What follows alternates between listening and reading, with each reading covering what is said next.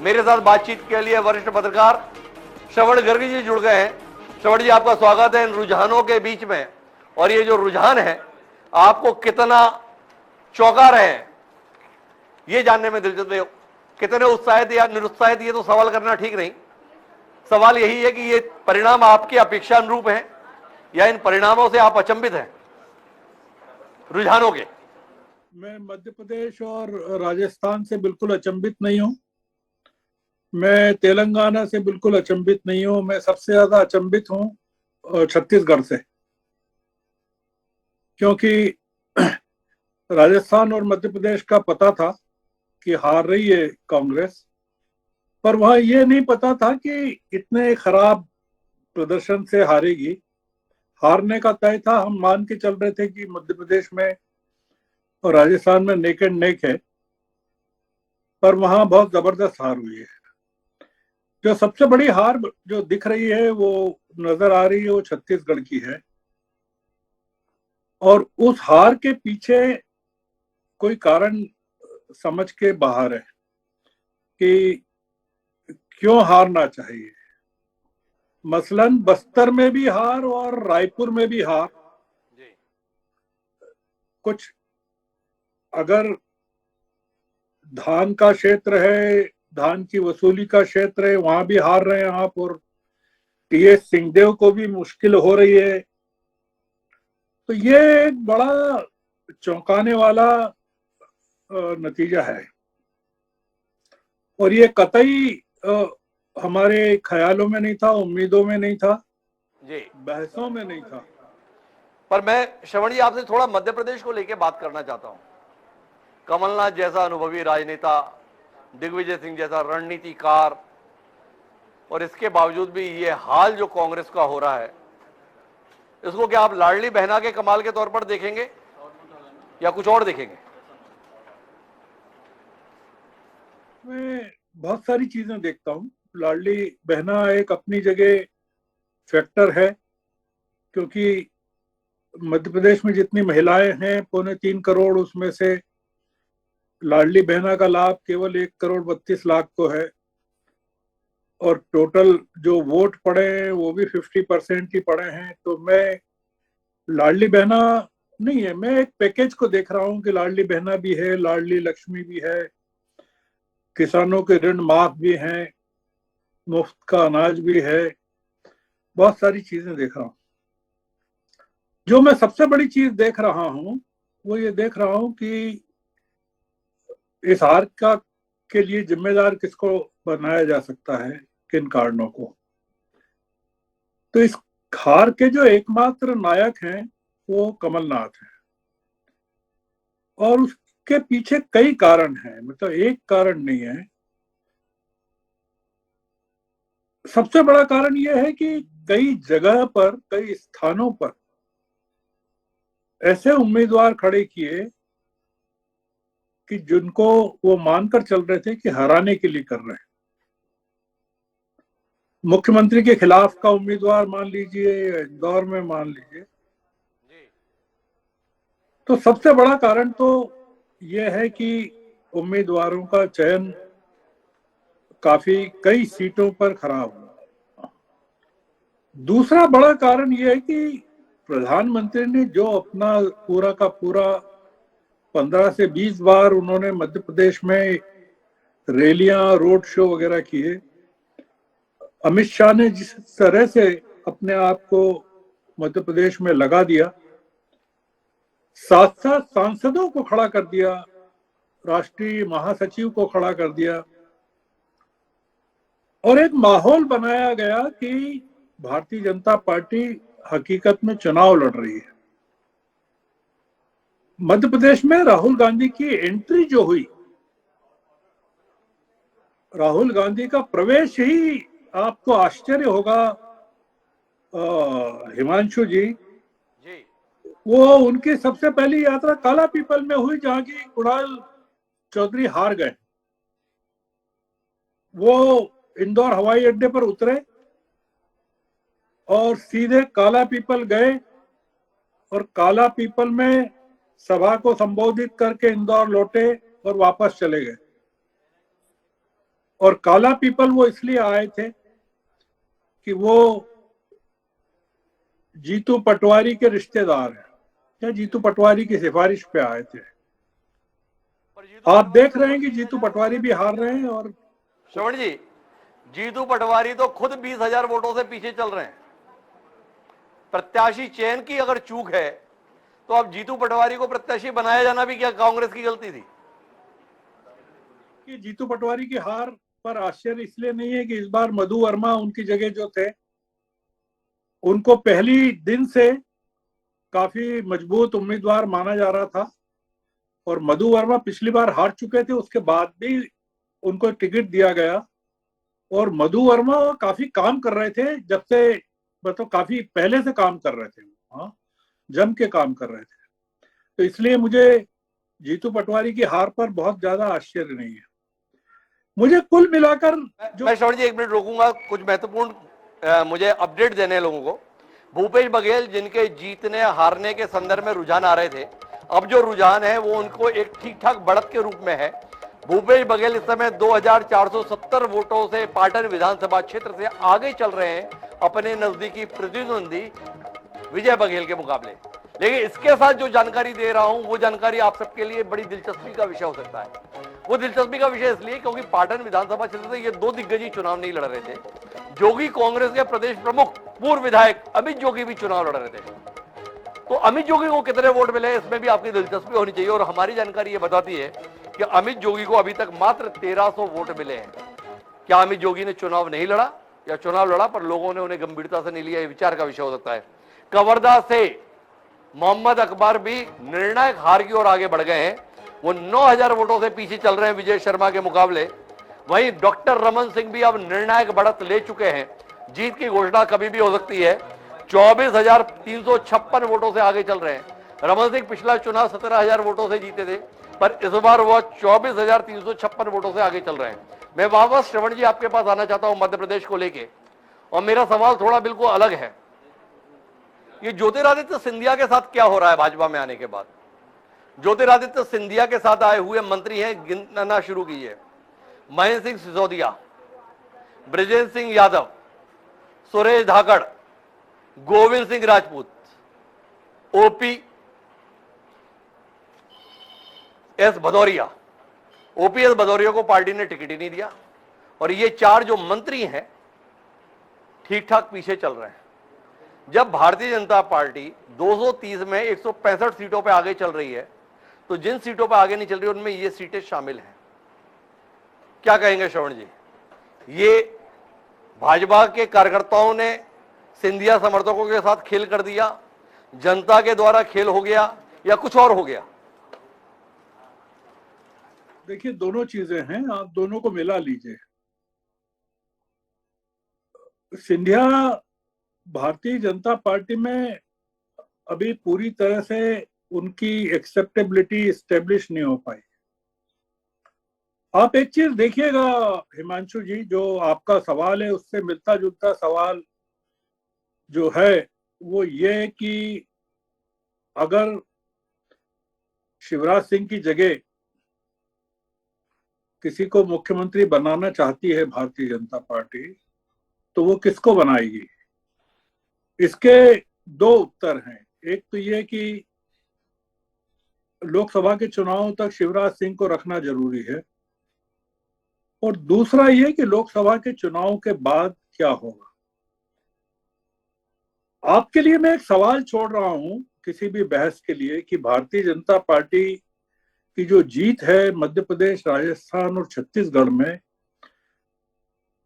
वो भारतीय जनता पार्टी के जो क्षेत्रीय क्षत्रप हैं उनके बीच में संबंधों को किस तरह से डिफाइन करेगी। जैसे आपने अरुण साव से पूछा कि क्या वो मुख्यमंत्री पद के दावेदार हैं, उन्होंने कहा कि मैं पार्टी का कार्यकर्ता हूं और जो भी पार्टी मुझे काम देगी वो करूंगा। उन्होंने ये नहीं कहा कि रमन सिंह हमारे नेता हैं। छत्तीसगढ़ में 36 नेता हैं बीजेपी के। मध्य प्रदेश में आप सोचिए कि जितने लोग सांसद खड़े किए गए वो सारे के सारे मध्य प्रदेश में मुख्यमंत्री पद के उम्मीदवार हैं और ज्योतिरादित्य सिंधिया भी हैं। राजस्थान में वसुंधरा राजे को क्या करेंगे? दिया कुमारी और वसुंधरा राजे के बीच में एक भयानक संघर्ष है। तो ये जो आपने सवाल पूछा है ये उसका जवाब है। मतलब मैं कांग्रेस को खारिज करके ही चल रहा हूं। कांग्रेस के पूरा हेडक्वार्टर अब दिल्ली पहुंच गया है। इसके कई कारण, इसमें कई कारण ये भी है कि टीएस सिंहदेव को आपने कितने महीने पहले उप मुख्यमंत्री बनाया छत्तीसगढ़ में, और कितने समय तक दोनों के बीच में संघर्ष रहा। राजस्थान में सचिन पायलट और गहलोत के बीच 4.5 साल तक संघर्ष रहा। मध्य प्रदेश में कोई एक नेता नहीं रहा, मतलब ज्योतिरादित्य थे और उसके बाद में अभी टिकटों को लेकर दिग्विजय सिंह और कमलनाथ के बीच में जो संघर्ष चला, कपड़े फाड़ देने वाली छिछालेदार हुई, तो बहुत सारी चीजें हैं कांग्रेस के हारने की। इसलिए मैं कांग्रेस की हार से मैं केवल छत्तीसगढ़ में कांग्रेस की हार से थोड़ा अचंभित हूं कि मैं श्रवण जी, आपने कहा कि अरुण साव ने ये कहा कि जो पार्टी कहेगी।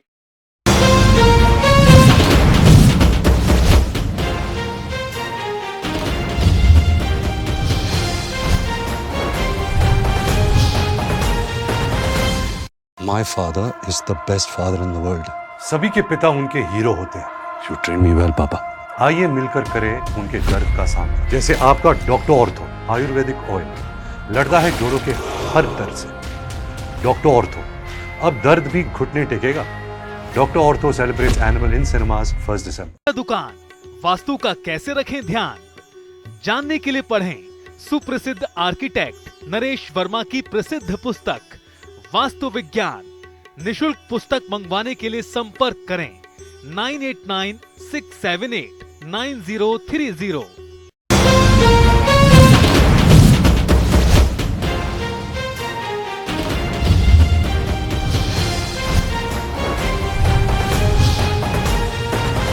के साथ जो मतलब जिस तरह से शिवराज सिंह ने चैलेंज किया पूरे के पूरे चुनाव में मोदी जी की सत्ता को, टिकट नहीं मिलने से लेकर मिल जाने के बाद तक जनता के बीच में पहुंचकर पूछना कि मैं लड़ूं कि नहीं लड़ूं, मैं मुख्यमंत्री रहूंगा नहीं रहूंगा तो क्या होगा, और उन्होंने जो अपने आप को सिद्ध करने की कोशिश की वो मोदी जी के स्टाइल में और मोदी जी की पसंद में फिट नहीं होता है।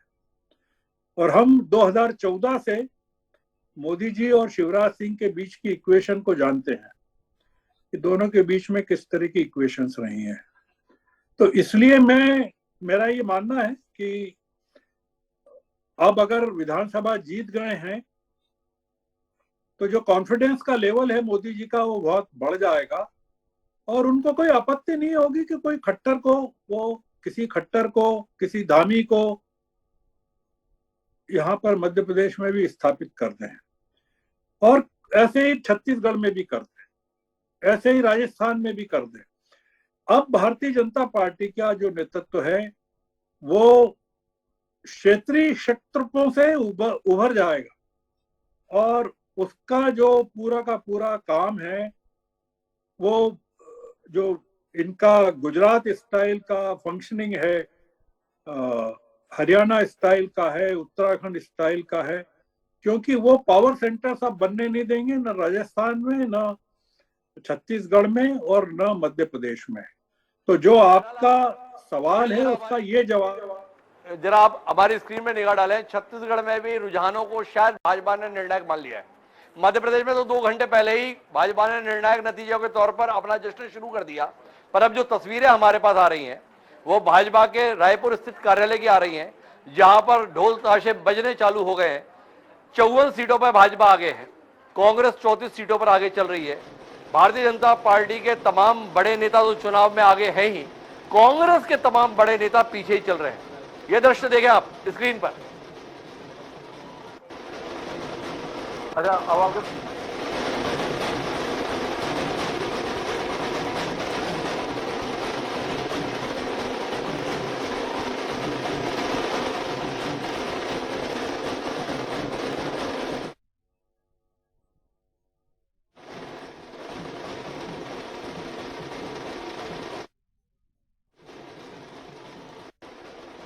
क्या दृश्य आप देख रहे हैं जहां पर उन्होंने मान लिया है कि अब हमारी छत्तीसगढ़ में भी सरकार बनने जा रही है। मध्य प्रदेश के संदर्भ में एक और अपडेट है, कांग्रेस के लिए अच्छी खबरों का तो कोई मानो अकाल सा पड़ गया है। कांग्रेस के संदर्भ में एक खबर यह है कि गुना जिले अंतर्गत चांचौड़ा विधानसभा क्षेत्र से लक्ष्मण सिंह अब एक तयशुदा हार की ओर आगे बढ़ गए हैं। 9,766 मतों से पीछे चल रहे हैं लक्ष्मण सिंह। जयवर्धन सिंह उनके भतीजे भी पीछे चल रहे थे। छठे राउंड के बाद में वो तकरीबन 3,000 मतों से आगे हो गए, पर लक्ष्मण सिंह भाजपा में हुई बगावत के बाद भी कोई बहुत उम्मीद जताते हुए नहीं दिख रहे हैं। एक और बड़ी खबर हमारे पास आई है, जो मैं बात कर रहा था लगातार श्रवण जी से। श्रवण जी, उसमें एक नाम और जोड़ लीजिए, जो सिंधिया जी के साथ भाजपा का हिस्सा बने थे, आपके पास के इलाके के ही हैं, धार जिला अंतर्गत बदनावर, राजवर्धन सिंह दत्ती गांव। भंवर सिंह शेखावत उनके मुकाबले 3200 वोटों से आगे चल रहे हैं। चुन चुनकर जो सिंधिया जी के साथ आए हुए नेता थे और मंत्री बने हुए हैं, वो चुनाव हार रहे हैं। ये अनायास है या सायास है श्रवण जी? मंत्रिमंडल में सीटें खाली हो रही हैं भाई।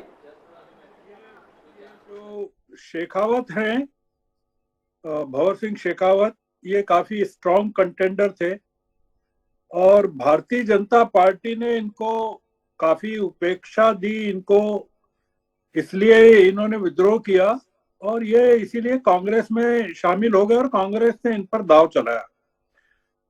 मैं हिमांशु जी आपके साथ एक बात शेयर करना चाहता हूं जी। आप सुन रहे? जी बिल्कुल। इंडिया टुडे एक्सिस ने मध्य प्रदेश में भारतीय जनता पार्टी को, जिस वक्त पूरी बहस चली एग्जिट पोल की, 140 से 162 सीटें दी और उसी तरह चाणक्य ने 151 सीटें भाजपा को और कांग्रेस को 74 सीटें दी। इन दोनों एजेंसियों ने छत्तीसगढ़ में कांग्रेस को जिताया है। एक ने 40 से 50 सीटें दी और दूसरी ने 57 सीटें दी। 36 से 46 सीटें दी। आप मुझे ये बताइए कि 40 से 50 दी। आप मुझे ये बताइए कि ये एक ही एजेंसी के जो दो फिगर्स हैं कि वो मतलब भाजपा को 33 और कांग्रेस को 57 और भाजपा को 46 और कांग्रेस को 40 से 50 दे रहे हैं, वो छत्तीसगढ़ में उलट जाता है पूरा मामला। और जिस चीज को लेकर पूरी बहस चली एग्जिट पोल को लेकर, मध्य प्रदेश को लेकर, वहां लगभग ठीक उतरता है। क्या कारण हो सकता है? आपका क्या विचार होना चाहिए? मैं इसमें आऊंगा, लेकिन उससे पहले मुझे एक बेहद महत्वपूर्ण अपडेट मध्य प्रदेश की सियासत से जुड़ा हुआ दर्शकों से साझा करना है। मध्य प्रदेश में दिमनी विधानसभा क्षेत्र से चौंकाने वाला रुझान आया है। दिमनी विधानसभा क्षेत्र से भारतीय जनता पार्टी के प्रत्याशी हैं देश के केंद्रीय कृषि मंत्री नरेंद्र सिंह तोमर। नरेंद्र सिंह तोमर कांग्रेस प्रत्याशी से आगे नहीं, बहुत आगे चल रहे हैं, तकरीबन 18,000 वोटों से आगे चल रहे हैं। लेकिन इसके बावजूद भी नरेंद्र सिंह तोमर खतरे में है। आप चौंक रहे होंगे मेरे इस रुझान के संदर्भ में, लेकिन चौंकिए मत। मैं जो जानकारी दे रहा हूं वो सटीक जानकारी है। नरेंद्र सिंह तोमर कांग्रेस प्रत्याशी से 18,000 वोटों से आगे होने के बावजूद भी चुनाव में फंसे हुए हैं, और इसलिए फंसे हुए हैं कि इस सीट पर बहुजन समाज पार्टी के प्रत्याशी हैं बलबीर दंडोतिया, और वो इस समय नरेंद्र सिंह तोमर से 3,000 वोटों से आगे चल रहे हैं। नरेंद्र सिंह तोमर के मुकाबले 3,000 वोटों की बढ़त इस समय बलबीर दंडोतिया को मिली हुई है। अपने आप में बेहद महत्वपूर्ण चौंकाने वाला रुझान, जिसे हम चौंकाने वाला कहते हैं। श्रवण जी अभी चौंके हुए हैं। क्यों चौंके हुए हैं? क्योंकि बहुजन समाज पार्टी की गैर मौजूदगी के बावजूद भी भारतीय जनता पार्टी छत्तीसगढ़ में 54 सीटों के साथ बढ़त पर है और कांग्रेस पिछड़ रही है। पर अब क्या कहेंगे श्रवण जी नरेंद्र सिंह तोमर जी के संदर्भ में? नहीं, दंडोतिया काफी पावरफुल कैंडिडेट थे और बहुत ही अनिच्छा से ये लड़ रहे थे वहां चुनाव, और वहां पर ब्राह्मण वर्सेस इनका राजपूतों का। नरेंद्र सिंह तोमर इस समय कुछ कह रहे हैं, हम उनकी बात सुनने की कोशिश करेंगे।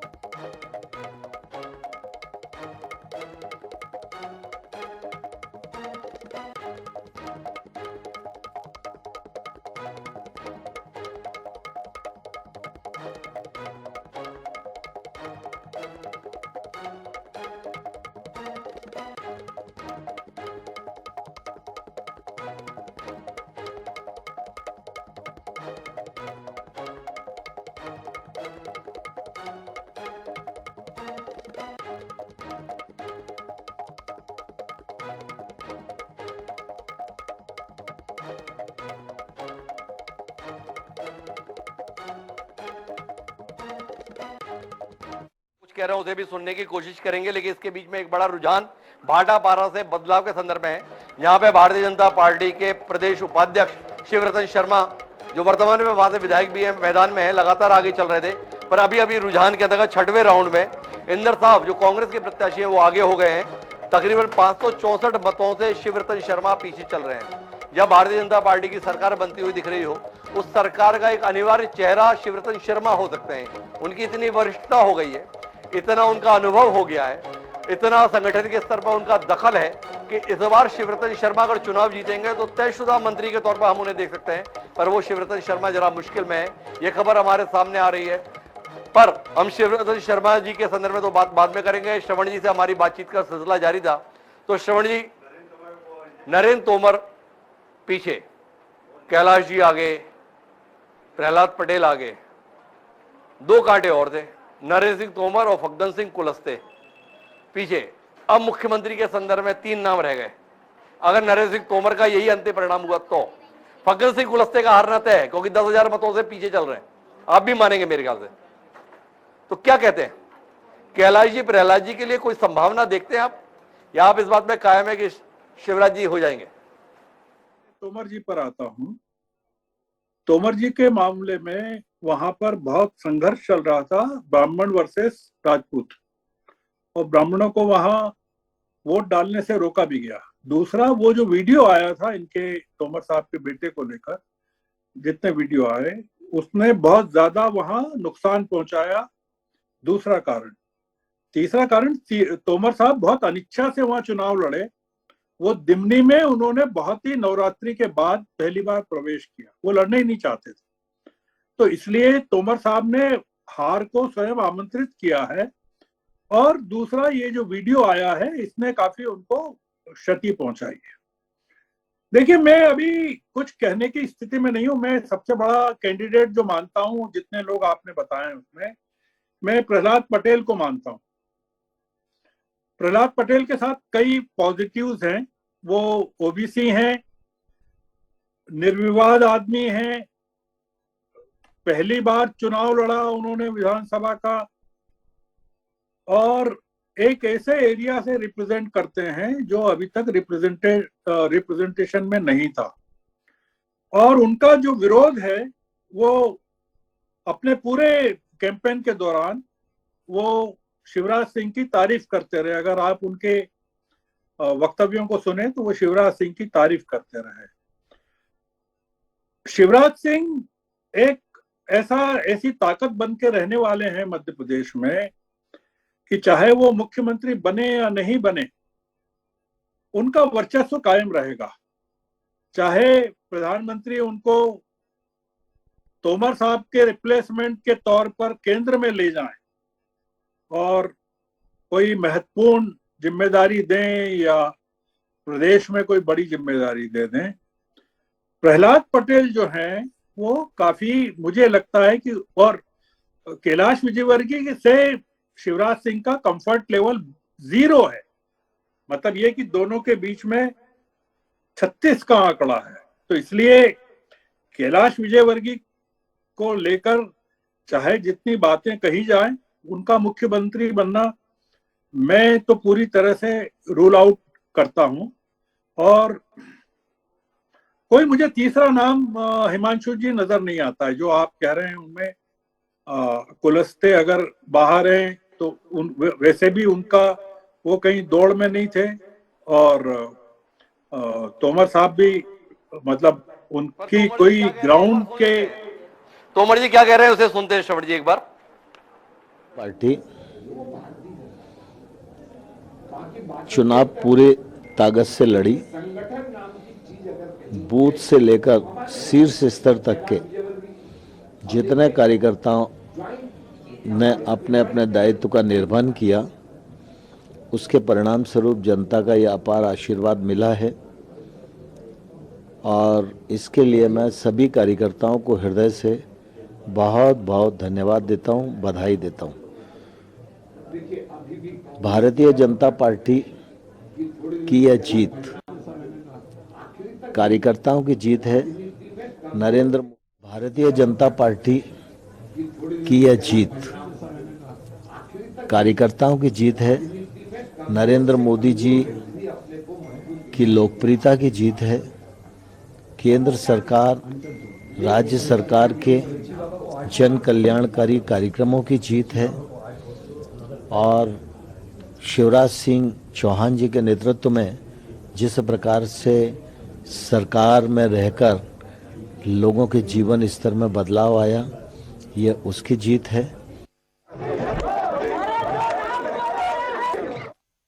अपने क्षेत्र के संदर्भ में नहीं, भाजपा की जीत के संदर्भ में बात कर रहे हैं। सब सामूहिक नेतृत्व को इस जीत का श्रेय देते हैं, पर मेरे पास में कुछ अपडेट है, निर्णायक अपडेट है। देवास से भाजपा की गायत्री राजे पवार बहुत अच्छे अंतर के साथ में एक बार फिर चुनाव जीतने जा रही हैं। उनके पति स्वर्गीय तुकोजी राव पवार, वह भी यहाँ से कई बार के विधायक रहे, तो वह करीब 14,000 मतों से अभी आगे हैं। गायत्री राज पवार बहुत सम्मानजनक नाम है देवास की सियासत के अंदर। सोनकच्छ से सज्जन सिंह वर्मा का काम लग गया है, 13,000 वोटों से वो पीछे हैं बीजेपी के राकेश सोनकर से। अब अगर सज्जन सिंह वर्मा चुनाव जीतते हैं तो ये अपने आप में 8वां आश्चर्य ही होगा। नागदा खाचरोद, यहां पर भारतीय जनता पार्टी के तेज बहादुर सिंह 1985 वोटों से आगे चल रहे हैं दिलीप गुर्जर के मुकाबले। दिलीप गुर्जर बड़े नेता हैं कांग्रेस के, यहाँ के वर्तमान विधायक हैं। दिलीप शेखावत को यहाँ से चुनाव लड़ना था, उनके स्थान में पार्टी ने प्रत्याशी बदला, पर वो निर्णय ठीक दिखाई दे रहा है। जहां तक छत्तीसगढ़ की बात है, रविंद्र चौबे भी अब हार की दिशा में ही जाते हुए दिख रहे हैं। 5,500 वोटों से पीछे चल रहे हैं। 7 राउंड के बाद 5,254 वोटों से पीछे हैं। गजेंद्र यादव अरुण वोरा को चुनाव हरा चुके हैं, आप ये मान के चलें, क्योंकि इस समय पर 7 राउंड के बाद 14,600 वोटों से गजेंद्र यादव आगे चल रहे हैं। डोंगरगढ़ में हर्षिता बघेल विनोद खांडेकर को विधायक नहीं बनने देंगी भाजपा के, वो 17,863 वोटों से आगे चल रही है। नया चेहरा है, पार्टी ने वहां पे टिकट काट दिया था वर्तमान प्रत्याशी का, भुवनेश्वर का, तो ये निर्णय सही जाता हुआ दिख रहा है। पाटन से भूपेश बघेल एक आरामदायक स्थिति में अब आते जा रहे हैं, विधायक के संदर्भ में वो कदम आगे बढ़ा रहे हैं। 4,200 वोट 62 वोटों से वो आगे हो गए हैं। एक सम्मानजनक बढ़त भूपेश बघेल प्राप्त कर चुके हैं।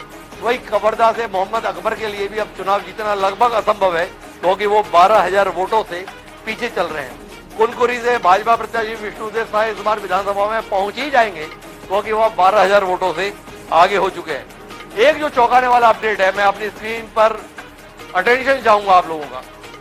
हम बात कर रहे थे रेणुका सिंह की, भरतपुर सोनट से उन्हें पार्टी ने प्रत्याशी बनाया। वर्तमान में वो सरगुजा की सांसद है, छत्तीसगढ़ की इकलौती मंत्री है मोदी मंत्रिमंडल में।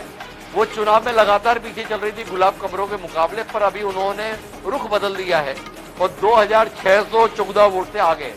तो भूपेश बघेल और रेणुका सिंह, दो कद्दावर नाम, इन्होंने शुरुआती ट्रेंड को बदलने में सफलता हासिल कर ली है और अब ये दोनों प्रत्याशी अपनी अपनी सीटों पर बढ़त बनाए हैं। हालांकि वो निर्णायक बढ़त के तौर पर नहीं देखा जा सकता, पर भूपेश बघेल 4,000 वोटों से आगे, 4,000 वोट ठीक ठाक वोट माने जा सकते हैं विधानसभा चुनाव के लिहाज से, तो वो बढ़त उन्होंने प्राप्त कर लिया। तो ये कमोबेश स्थिति है। मेरे साथ में श्रवण जी बने हुए हैं, तो श्रवण जी अब आखिरी दौर की बातचीत आपसे ये करना चाहता हूं इसके संदर्भ में कि जिस प्रकार का रुझान आ रहा है वो कांग्रेस 3 राज्यों में साफ हो रही है। पिछली बार इन तीनों राज्यों में कांग्रेस ने सरकार बनाई थी 2018 में, इसे राहुल गांधी के नेतृत्व की चमत्कारिक सफलता के तौर पर देखा गया था। अब 3 राज्यों में शर्मनाक पराजय के तौर पर देखा जाएगा। इससे 2024 में जो बड़ी उम्मीद इंडिया को लेकर थी, गठबंधन को लेकर, उस पर क्या प्रभाव पड़ेगा, इस पर आपकी टिप्पणी आए तो हम अपनी बातचीत को आज यही विराम दें।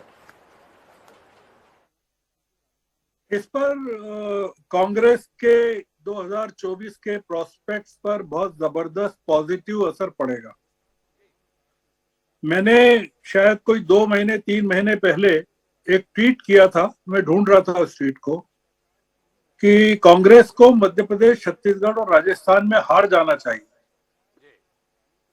और उसमें यह लिखा था कि इसलिए हारना चाहिए कि पिछली बार जीतने के बाद ये लोग इतने अपने आप में मशगूल हो गए थे सरकारें बनाने, विभाग बांटने और आपस में झगड़ने के लिए, कि लोकसभा चुनाव में इन लोगों ने राहुल गांधी को हरवा दिया था। और राहुल गांधी ने अपने हार के बाद पहली पब्लिक प्रेस कॉन्फ्रेंस में हार के लिए जिन लोगों को जिम्मेदार पब्लिकली ठहराया था, उसमें एक कमलनाथ थे और एक अशोक गहलोत थे। कि ये दोनों अपने बेटों को जिताने में लगे रहे, और तीसरा नाम उन्होंने चिदम्बरम का लिया था, एक शायद नाम और कोई लिया था। मेरा लिखना ये था ट्वीट में कि ये लोग हार जाएंगे तो कांग्रेस के लिए अच्छा इसलिए रहेगा कि पूरी की पूरी कमान जो है लोकसभा की वो राज्यों से निकलकर दिल्ली पहुंच जाएगी, और ये जो लोग हैं जो अपनी उम्र को प्राप्त कर चुके हैं और जिनको घर बैठ जाना चाहिए, नेतृत्व से दूसरे लोगों के लिए मैदान खाली कर देंगे। मुझे पूरी उम्मीद है, हालांकि मध्य प्रदेश में इतना वैक्यूम है कि कमलनाथ और दिग्विजय सिंह के बाद कोई है नहीं, पर निश्चित रूप से छत्तीसगढ़ में और राजस्थान में नेतृत्व मौजूद है, और मैं ऐसा मानता हूं कि ये जो हार है इसका बहुत जबरदस्त पॉजिटिव इम्पैक्ट लोकसभा के चुनाव पर कांग्रेस के पक्ष में पड़ेगा, क्योंकि जो अभी स्थिति है कि छत्तीसगढ़ की 29 में से सारी मध्य प्रदेश के 29 में से एक सीट कांग्रेस के पास है, 11 में से केवल 2 सीटें कांग्रेस के पास है, 9 बीजेपी के पास है। मध्य प्रदेश में 29 में से 28 बीजेपी के पास है, और राजस्थान में 25 में से 24 कांग्रेस के पास, बीजेपी के पास। ये स्थिति अब 2024 में नहीं रहने वाली है। आप पाएंगे कि 2024 का जो चुनाव है वो भारतीय जनता पार्टी और नरेंद्र मोदी के लिए ज्यादा, क्योंकि उन्होंने अपनी पूरी ताकत को एग्जॉस्ट कर दिया है इन चुनावों में। केवल 3 राज्यों में, 2 राज्यों में, मध्य प्रदेश और राजस्थान में और तेलंगाना के बारे में कोई बात नहीं कर रहा है कि प्रधानमंत्री ने वहां इतनी मेहनत की तो वहां क्या हुआ। तो खैर हम उसकी बात नहीं कर रहे हैं, हम चूंकि मध्य प्रदेश छत्तीसगढ़ का पर चर्चा कर रहे हैं यहाँ, इसलिए मेरा ऐसा मानना है कि ये जो परिणाम है कांग्रेस के लिहाज से और इंडिया गठबंधन के लिहाज से काफी सकारात्मक हैं और पॉजिटिव होंगे, मैं ऐसा सोचता हूँ। मान रहे हैं इस हार को श्रवण जी बोल रहे हैं कि मैंने तो 2 महीने पहले ट्वीट ही किया था कि इन तीनों जगहों पे कांग्रेस को हार जाना चाहिए। तीनों राज्यों की जनता ने बागी नेताओं की बात को भले ही गंभीरता से नहीं लिया, पर श्रवण जी की बात को बड़ी गंभीरता से ले लिया और उस दिशा में रुझान दिखाई दे रहे हैं। अब श्रवण जी की 2024 को लेकर जो उम्मीद है, क्या जनता उसे भी पूरा करेगी? इसके लिए हम 2024 में श्रवण जी को फिर याद करेंगे, हालांकि इस दौरान भी याद करते रहेंगे। और श्रवण जी आपका बहुत बहुत धन्यवाद हमारे साथ जुड़ने के लिए। तो ये थे श्रवण गर्ग जी, देश के जाने माने पत्रकार, जो इन तीनों राज्यों के रुझानों के संदर्भ में अचंभित हैं। छत्तीसगढ़ के रुझान को लेकर उन्हें नहीं थी उम्मीद कि यहां से कांग्रेस की विदाई होने के हालात बनेंगे, पर ऐसे बन रहे हैं। पर बहरहाल अभी हम अपडेट के संदर्भ में बात करते हैं, कौन कितने से हार रहा है।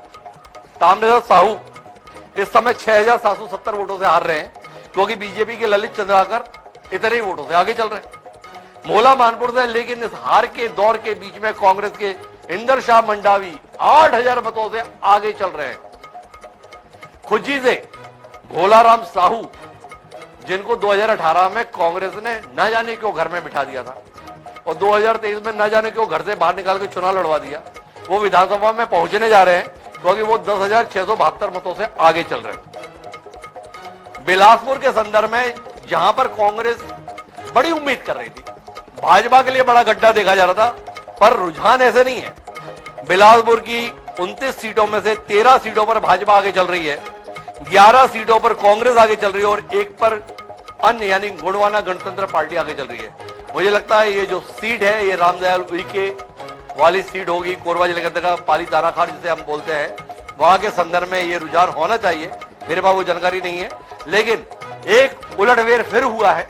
जैसे आपने बताया कि भूपेश बघेल अब आगे हो गए और ठीक ठाक अंतर से आगे हो गए, 4000 मतों के अंतर से। रेणुका सिंह आगे हो गए, बहुत ज्यादा मतों के अंतर से नहीं है पर आगे तो है। वैसे ही अब मुंगेली विधानसभा क्षेत्र से भारतीय जनता पार्टी के प्रत्याशी पुन्नूलाल मोहले भी ठीक ठाक मतों के अंतर से आगे हो गए, 5000 वोटों से आगे चल रहे हैं पुन्नूलाल मोहले, जो लंबे समय से पीछे चल रहे थे। कांकेर से आगे हो गए हैं अब आजाराम। साथ ही साथ जो खबर आ रही है वो ओपी चौधरी के संदर्भ में मैं लगातार कह रहा हूं, अमित शाह की बात को रायगढ़ वासियों ने बड़े दिल से ले लिया है। अमित शाह के लिए बड़ा दबाव हो गया ये, वो कह तो गए पर अब करेंगे क्या, जानने में हम सबकी दिलचस्पी होगी। ओपी चौधरी 39,000 वोटों से आगे चल रहे हैं। अभी तक जितने जीत के अंतर आ रहे हैं उसमें सबसे बड़ा अंतर अगर किसी नेता के संदर्भ में आ रहा है तो वो ओपी चौधरी के संदर्भ में आ रहा है। ओपी चौधरी का जीत का अंतर जितना बढ़ता जा रहा है उनके बहुत बड़े आदमी होने के संदर्भ में संभावनाएं भी उतनी बढ़ती जा रही है। क्यों? क्योंकि उनके पीछे देश के प्रधानमंत्री नरेंद्र मोदी, अमित शाह जैसे तमाम नेताओं का एक उम्मीद जुड़ी हुई है। वो इन्हें भविष्य के नेता के तौर पर देखते हैं, पर वो उम्मीद कब पूरी होगी ये देखने की बात है। सख्ती से चरणदास महंत अभी भी मुश्किल में है, पर बहुत मुश्किल में नहीं है, पीछे है, बहुत पीछे नहीं है। डॉक्टर खिलावन साहू 2000 मतों से चरणदास महंत के मुकाबले आगे चल रहे हैं। भारतीय जनता पार्टी के लिए खुश होने के तमाम कारण आज के इन रुझानों में का ब्रेक के बाद लौटेंगे तो नए रुझान और नए परिणाम पर बात करेंगे। पर अभी ताजा तरीन स्थिति क्या है? तेलंगाना में कांग्रेस की सरकार बनने के हालात हैं। मध्य प्रदेश, छत्तीसगढ़ और राजस्थान में अब भारतीय जनता पार्टी की सरकार बनने के हालात बन चुके हैं। छत्तीसगढ़ में कांग्रेस अपने पुराने कीर्तिमान को ध्वस्त नहीं कर देगी, ये देखना है। मध्य प्रदेश में पुराना कीर्तिमान भाजपा का ध्वस्त नहीं हो जाएगा 165 सीट का, ये देखना है। और साथ साथ राजस्थान में क्या भारतीय जनता पार्टी कांग्रेस को स्थायी रूप से विपक्ष में बिठाएगी 5 साल के लिए, ये देखना है। एक बड़ी खबर जो आ रही है उलटफेर में, वो नारायण चंदेल के संदर्भ में भी आ गई है हमारे पास। जांजगीर में वो बीच में पीछे चल रहे थे पर अब आगे हो गए हैं, तो ये एक महत्वपूर्ण घटनाक्रम के साथ में एक छोटे से ब्रेक पर जाएंगे और ब्रेक के बाद लौटेंगे तो आगे की बात करेंगे।